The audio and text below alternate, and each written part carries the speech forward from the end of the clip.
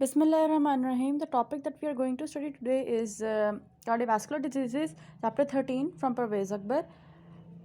We will just cover the important topics जो कि चाहिए होते हैं कि हमें आए.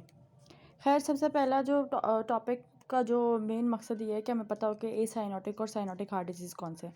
ए साइनोटिक हार्ट डिजीज़ वही होंगे जिसमें लेफ़्ट टू राइट शंट जा रहा है. ए साइनोटिक मतलब साइनसेस नहीं हो रही, लेफ़्ट टू राइट शंट जाएगा, ऑक्सीजनेटेड ही ब्लड आएगा जो राइट साइड पे भी, तो बच्चा साइनोटिक नहीं होगा.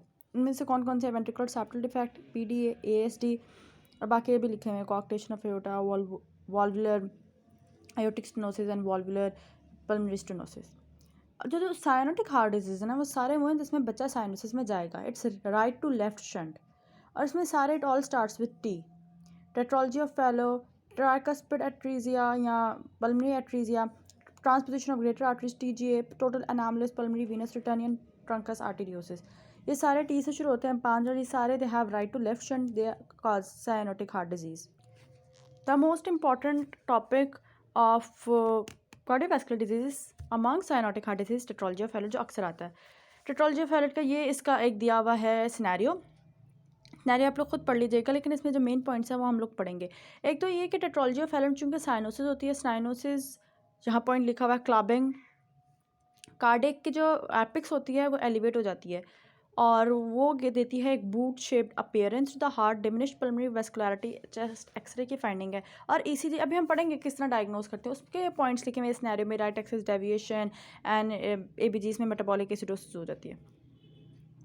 राइट एक्सिस डेविएशन का मतलब ये होता है कि लीड 1 की जो है QRS वेव डाउनवर्ड्स होती है और AVF की QRS वेव अपवर्ड्स होती है. That's right axis deviation.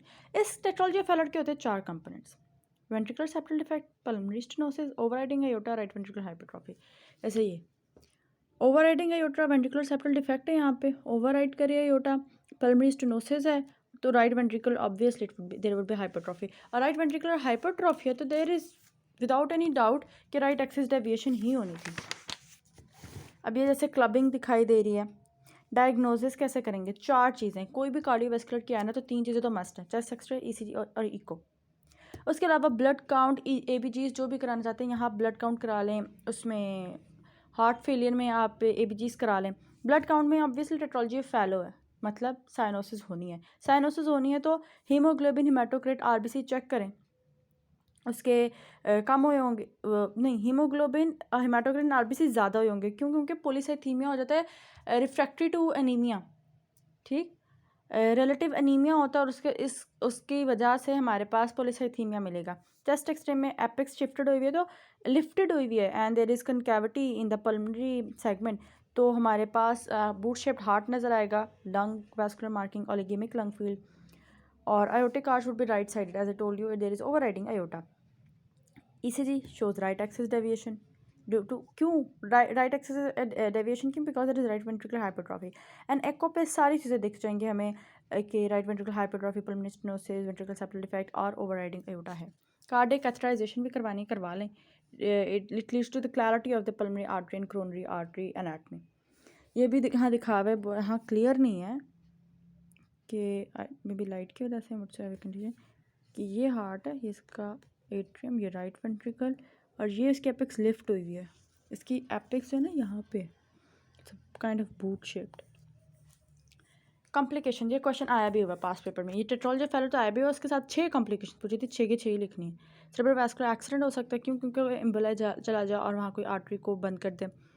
Cerebral thrombosis, brain abscess, bacterial endocarditis, same emboli वाली स्टोरी. बाइस्ट्रप्ट विरिडेंस, पॉलीसाइथीमिया जैसे बताया कि रेड ब्लड सेल ज़्यादा होंगे due to persistent hypoxia, relative anaemia, failure to thrive and psychosocial problems. क्यों? Because chronic disease और multiple hospitalisation की वजह से. सबसे पहला मैनेजमेंट का पॉइंट क्या होगा?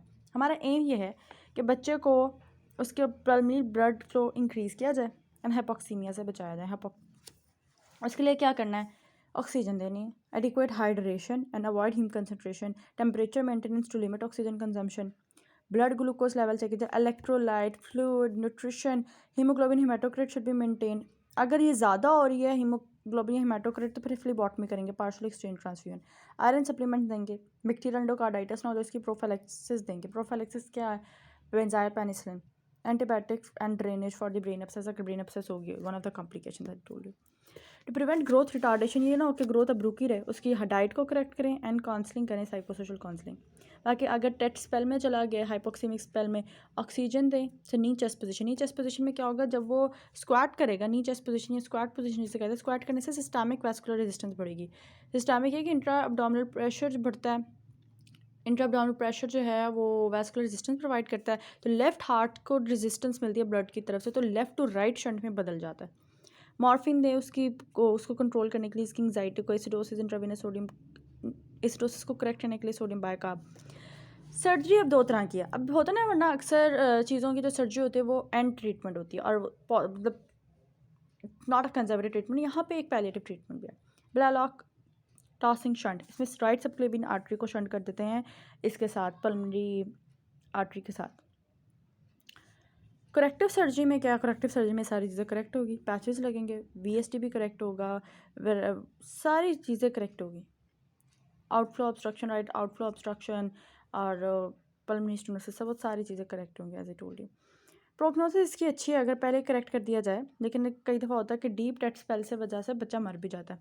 Correct repair prior to school is good survival, but sudden death में अकर फ्रॉम डिसरिथमिया। बाकी अब हम नेक्स्ट टॉपिक की तरफ चलते हैं जो इंपॉर्टेंट है।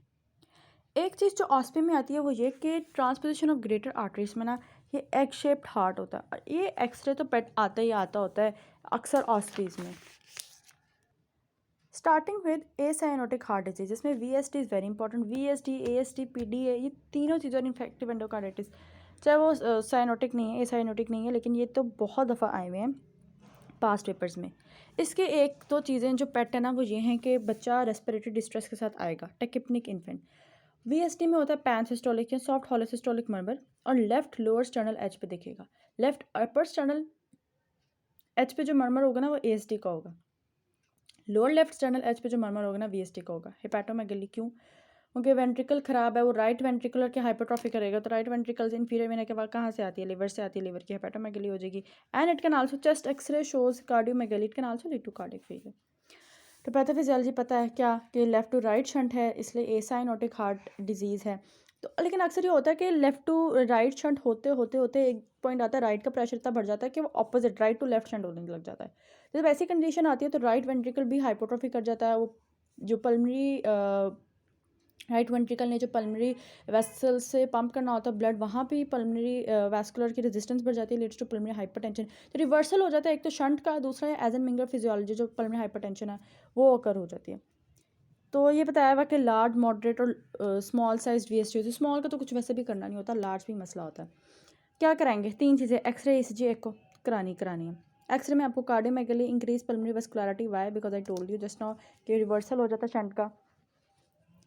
Enlargement of the left atrium, left ventricle. ECG में आपको क्या मिलेगा, बाईवेंट्रिकुलर हाइपरट्रॉफी, और जो एट्रिया, जो पी वेव की जो पी वेव है वो एट्रियल डीपोलराइजेशन को शो करता है, दे विल बी टेंटेड और नोस्ड, ठीक। Right ventricular hypertrophy dominates here. अब मैंने बताया था टेट्रोलॉजी ऑफ फैलेट में राइट एक्सिस डेविएशन था, ठीक है। यहाँ पे क्या होगा, यहाँ लेफ्ट एक्सिस डेविएशन होता है, extreme left axis deviation is characteristic in VSD in the endotracheal question area, that is Down syndrome, as in Down syndrome. Echo करानी है, एको में 2 डायमेंशनल इकोकार्डियोग्राम में वीएसडी नजर आ जाएगा, कार्डियक कैथेटराइजेशन करानी है वो करा लें, demonstrate pressure and oxygen saturation कितना है। How do manage the patient, small है तो जस्ट रीअश्योर और भेज दें, अगर तो लार्ज है तो मेडिकली मैनेजमेंट भी कर सकते हैं। मेडिकली कैसे, मेडिकल मैनेजमेंट का 2 एम्स होते हैं, एक तो कंजेस्टिव कार्डियक फेलियर को कंट्रोल करना, दूसरा ये कि pulmonary hypertension, pulmonary vascular disease ना हो जाए।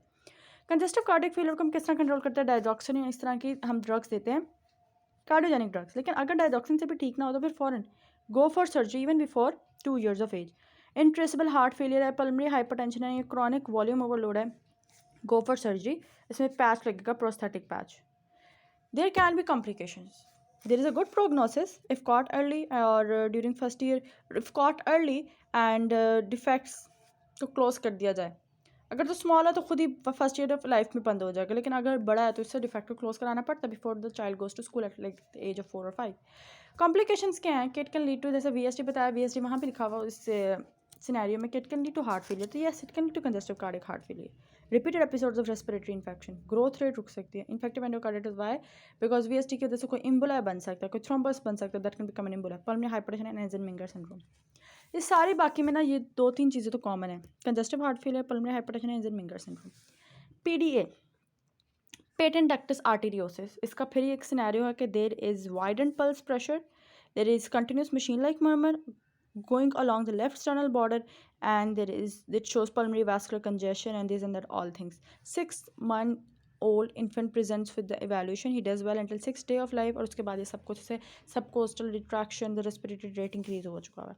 And we all know patent ductus arteriosus जो है मेजर किन बच्चों में होता है, या तो लो बर्थ वेट हो या कंजेंटल रूबेला उनको हुआ हो। और क्लिनिकल फाइंडिंग्स में जैसे लिखा हुआ है कि स्मॉल हो तो कोई इतना मसला नहीं होता, लार्ज हो तो it can lead to congestive cardiac failure as I told you, slow growth, breathlessness while feeding and repeated lower respiratory tract infection, VSD में respiratory tract infection. Diagnosis x ray में क्या देखेंगे, स्मॉल है तो x ray would be normal, but if it's large there will be cardiomegaly, left heart enlargement and left atrial enlargement. ECG में PDA small है तो no change, लेकिन अगर पीडीए लार्ज है तो यहाँ पे लेफ्ट वेंट्रिकुलर हाइपरट्रॉफी दिखेगी, यहाँ पर बाई वेंट्रिकुलर हाइपरट्रॉफी दिखने वाली है। और एको में आपको left atrial and ventricular enlargement, ductus तो विजुअलाइज हो ही जाएगी एको में। हाउ वुड यू ट्रीट, अगर तो चाइल्ड न्यूनेट है, इन्फेंट है, ठीक है, प्रीटर्म इन्फेंट्स है, न्यूनेट टाइप है, तो उसको इंडोमेथासिन या आइब्रोफिन देके हम ट्रीट कर सकते हैं। लेकिन उसकी भी कॉन्ट्राइंडिकेशन है, अगर बच्चे का क्रेटिनिन ग्रेटर देन 1.7 है, थ्रोम्बोसाइटोपिनिया है, फ्रैंक रीनल या जीआई ब्लीडिंग हो रही है, नेक्रोटाइटिस, इंटेरोकोलाइटिस है, सबसे ज़्यादा तो फिर नहीं देंगे हम, ठीक है। सर्जरी किसकी करेंगे, स्मॉल की नहीं करेंगे, मॉडरेट टू लार्ज की हम करेंगे। It is close, its necessary to close to prevent congestive cardiac failure and pulmonary vascular disease. कैसे करते हैं, we ligate it and then we divide it, काट देते हैं। इज़ देयर गुड प्रोग्नोसिस, ये स्मॉल के तो they may live with normal life, small को क्लोज करने की ज़रूरत नहीं होती है, तो खुद ही बंद हो जाते हैं, या अगर परसिस्टेंट भी रहें तो कोई मसले वाली बात नहीं है, लेकिन after 1 year they want spontaneously close. Main complication क्या था, मैंने 3 बताई, congestive cardiac failure, infective endocarditis and pulmonary hypertension. Next one we have atrial septal defect, 7-year-old boy, there is exercise intolerant, ASD में तो होनी ही होनी है exercise intolerant, ठीक है। For loud first heart sound, लेकिन जो चीज़ स्पेसिफाई करते हैं that is fixed and widely split second heart sound and left upper sternal border, as I told you, lower left sternal border होगा तो VSD और upper left sternal border होगा तो ASD। ASD के ना 3 होते हैं लेवल्स, 3 लेवल्स ये कि देखें, अगर ये एट्रियल सेप्टल डिफेक्ट है, ये एट्रियम का सेप्टम है, ठीक है, अगर तो हाई है तो इसे हम कहते हैं हाई को साइनस विनोसस डिफेक्ट, अगर मिडल है, मिड पोर्शन है, मीडियम है, तो उसे हम कहते हैं ऑस्टियम सिकंडम डिफेक्ट, और अगर लो पोर्शन है उसे ऑस्टियम प्रीमियम कहते हैं। कॉमनेस्ट जो होता है ना ऑस्टियम सिकंडम डिफेक्ट होता है, मोस्ट कॉमन है, इसके साथ कोई आर्ट्रियो वेंट्रिकुलर वॉल्व का मसला भी नहीं होता, इसके साथ होता है, इसके साथ माइट्रल स्टेनोसिस अटैच होती है, वो मसला कर देती है। यहाँ सब कुछ लिखा है, मोस्ट कॉमन है ostium secundum defect, most common form and is associated with normal atrio ventricular valve, जबकि ऑस्टियम प्रीमियम उसमें इनकम्पिटेंट रह जाता है माइट्रल वॉल्व। इसलिए जो है ऑस्टियम सिकंडम के केस में हम इन्फेक्टिव एंडोकार्डाइटिस की प्रोफिलैक्टिक थेरेपी नहीं देते, लेकिन ऑस्टियम प्रीमियम के केस में हम देते हैं, जैसे यहाँ पे दिख रहा है एट्रियम का सेप्टल डिफेक्ट है, ठीक। और clinical fix split of the second heart sound is the very important investigation in the upper left sternal border. Diagnosis, X-ray. Would you find anything in the X-ray? Yes. Increased pulmonary vascular marking. Cardiomegaly is a large defect. ज़्यादातर ECG में मिलेगा right bundle branch block, right ventricular hypertrophy and superior axis deviation in the premium ASD. Echo में you will find the right ventricle is enlarged and there is atrial septum defect. Defect is visualized. How would you manage? जैसे मैंने बताया ostium सिकंडम में bacterial endocarditis की prophylaxis की ज़रूरत नहीं है। क्यों ज़रूरत नहीं है? क्योंकि उसमें कोई एट्रियो वेंट्रिकुलर वॉल्व डिफेक्टिव नहीं है, प्रीमियम में है, इसलिए माइट्रल वॉल्व रिगर्ज हो जाता है, रिगर्ज है, माइट्रल वॉल्व रिगर्ज हो सकता है, तो इसलिए इसमें देंगे। सर्जरी में क्या करेंगे, पैच लगाएंगे, क्लोज करेंगे। क्लोज कब करेंगे? Before the child enters into the school. And the last topic for this is the second last, in fact I'll go for the part 2. Jazakallah.